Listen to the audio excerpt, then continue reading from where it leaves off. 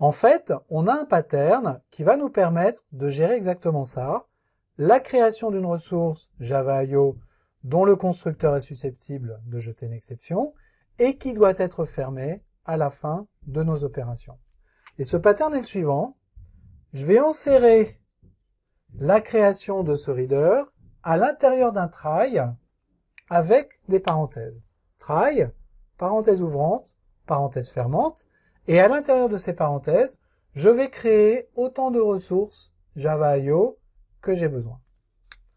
Ouvrez la parenthèse, ouvrez la collade. À l'intérieur, je vais avoir mes opérations de lecture. Et puis, je vais fermer la collade, ici, écrire ma clause catch, en l'occurrence IO exception, et puis le bloc dans lequel je vais gérer mes exceptions. Gestion des exceptions. Et en fait, c'est tout ce que j'ai à écrire.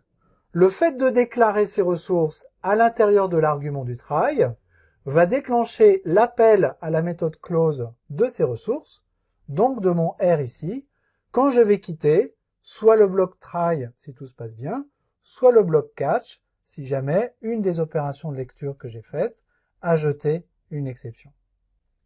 Ce pattern s'appelle le try with resources. Pourquoi? Parce que je fais ce try, je lui passe des ressources en paramètres, et c'est la raison pour laquelle il s'appelle comme ça. Et il est disponible à partir de Java 7. En fait, si je regarde les détails de ce pattern, il faut que les ressources que je passe en paramètres de ce bloc try possèdent une méthode close. C'est la seule contrainte que j'ai pour pouvoir utiliser ce pattern try with resources. Et si je regarde encore plus précisément, ces ressources qui ont une méthode close doivent implémenter une interface particulière qui s'appelle auto-closable, qui ne définit qu'une seule méthode, qui est cette fameuse méthode close.